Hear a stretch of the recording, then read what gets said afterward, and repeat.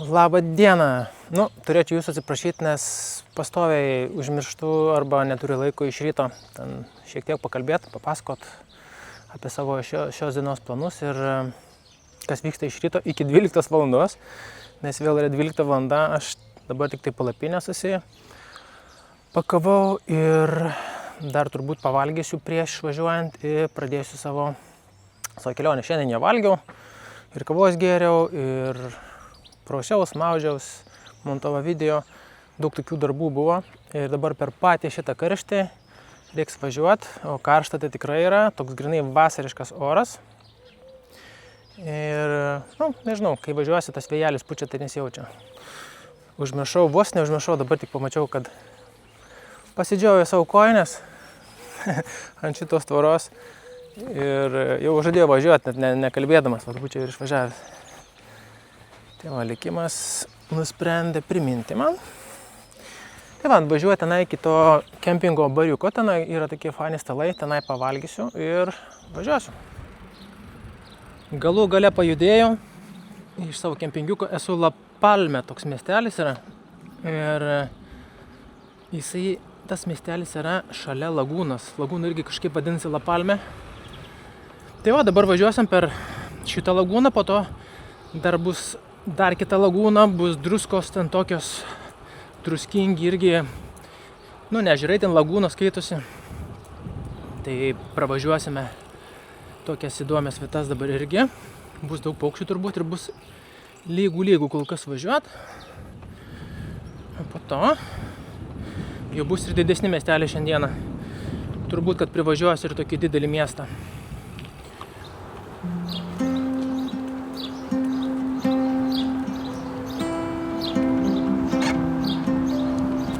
Tai čia važiuoju pagal tokį kanalą.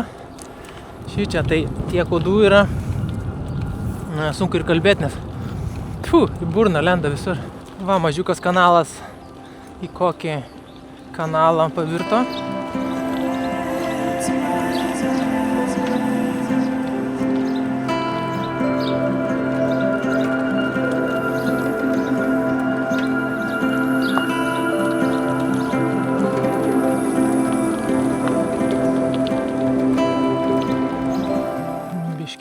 Apvirta vienas medukas.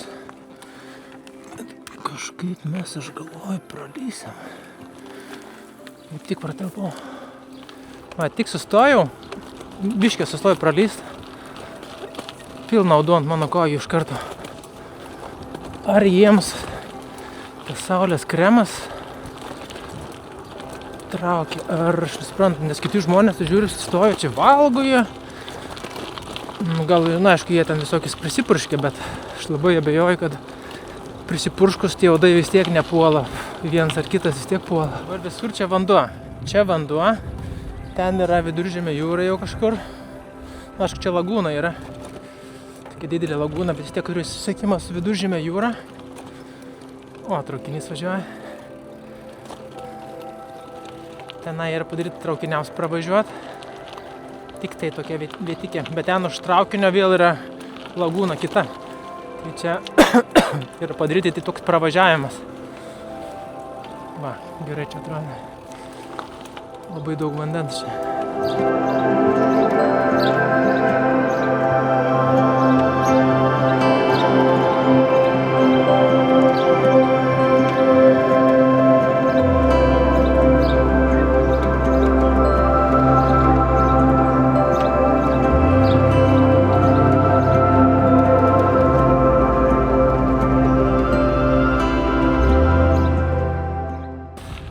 Ten taip pat mačiau iš drono tokie baseinai padaryti, čia 100% druskas daro, garina jūros vandenį ir užgauna druską tokiu būdu, tokie baseinai padaryti. Beje, ten, kur tas pravažiuoja per lagūnas, yra ir toks austrių kaimelis, kur austrės augina ir ten galima paragauti šviežių austrių. Tačiau man reikėjo gana toli nusukti šoną. Tai nesu aš toks tenai gurmanas dėl tų austrių. Neinu iš proto, tai nevažiavau dėl to. Ir privažiavau miestą, pirmąjį miestą. Bet aš čia tiesiog pravažiuosiu, aš nevažiuosiu į centrą.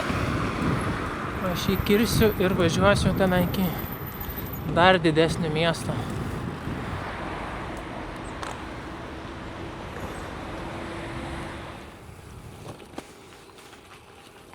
Buvo. Na, siaurėja kelias. Traktoriaus vėžės. Ir dviračiai važiavo čia.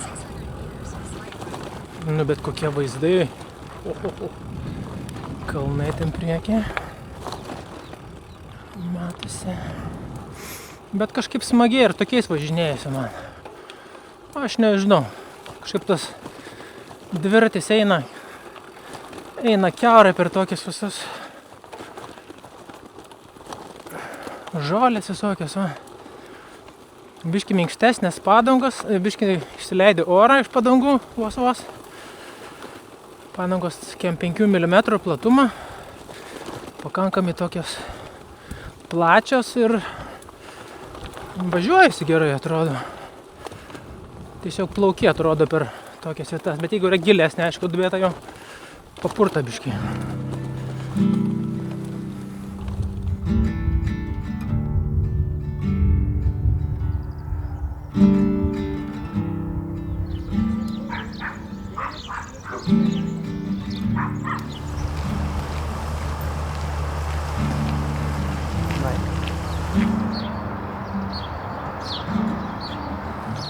Štai artėjo prie dar vieno didesnio miesto.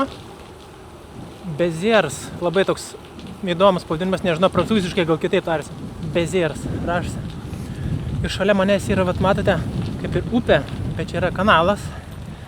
Iškastinis ir daug, vat, kateriukų plaukėja.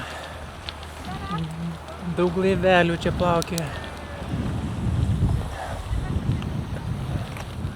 Béziers miesto šliuzai, kurie pakelia visus vat laivus ir katerius, yra gana garsus.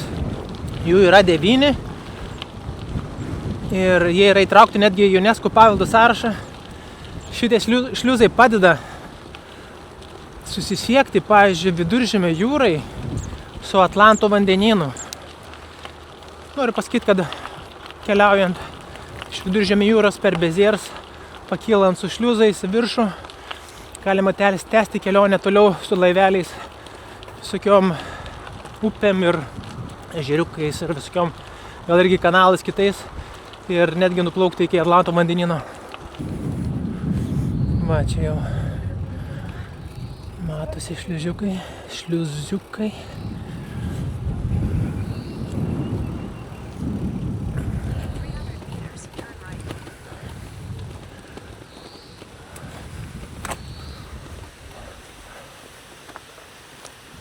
21 metrą į viršų pakelia šitie.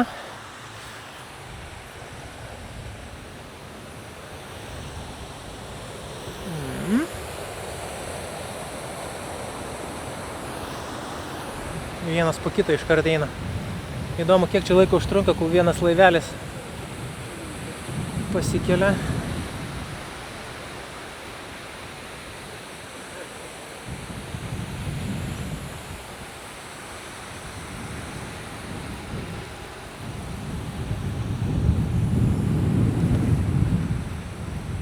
Čia dar vat pakelia ir ten eina, kad tie kanalai kitur kažkur. Ten dar vienas kanalas nueina.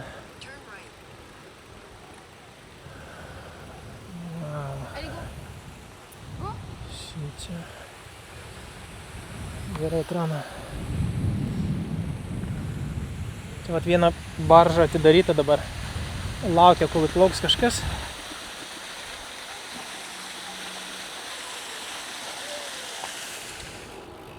Visai fainas šitas miestas, man patiko šitas dalykas. Dar matosi kokia didelė katedra ar ten bažnyčia. Irgi tokio prancūziško stiliaus. Šitas, žiūrėkite, yra tiltas, kuriame teka kanalų vanduo. Eina savo gerą. Čia apačioj yra irgi vanduo, matot.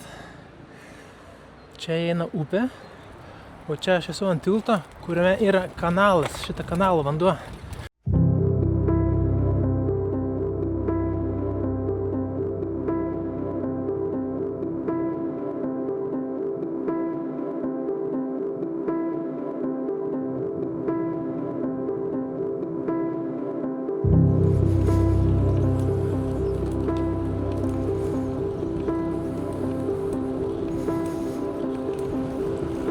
Čia įdomus tiltas.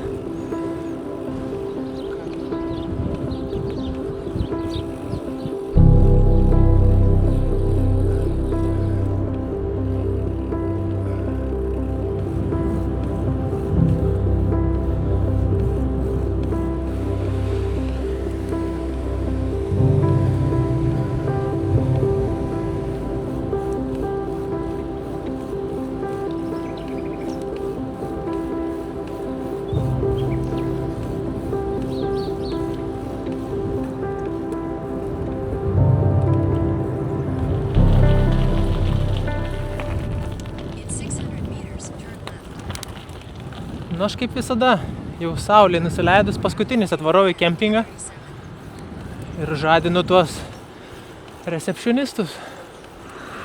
Čia bus jaučiu galingas tas kempingas. Ir jaučiu bus prabangus biškį. To tai mažiausiai norėčiau. Čia matau, kas čia darosi. Čia yra visas miestas kempingų. Čia kiek yra. Čia yra irgi turbūt kotedžiukai kažkokie. Baseinas čia bus 18,4 laipsnių.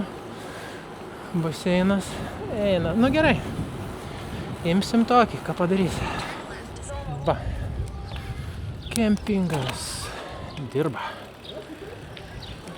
Čia visas veiksmas vyksta. O, scena netgi. Okay.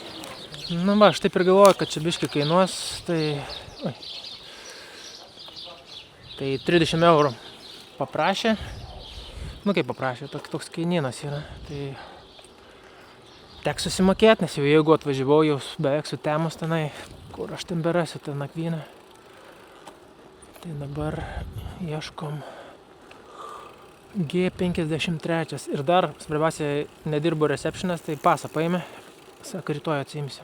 Taigi jau tamsu, spėjau pastatyti palapinę, bet uodų tai labai daug, visą kaktą nukandžiota. Iššokau iškart į ilgas rankovės, ilgas kelnes ir šiaip ne taip pastačiau palapinę. Vat vietoj nestovi, nes jeigu vietoj stovi, tai iš karto užpuola. Tai viskas, tada ką man šitam brangiam kempinge reikės sėdėti palapinę, nes uodų daug yra. Bet eisiu, aišku, išsimaudyti iš pradžių ir po to pavalgyti. Ir iškart dabar su jumis atsisveikinu. Susitiksime rytoj irgi gal bus faina. Na ir gal jau rytoj nebebus tų uodų. Gal iš tų upių ir kanalų mes išvažiuosim po biškį arčiau jūros. Iki rytojos.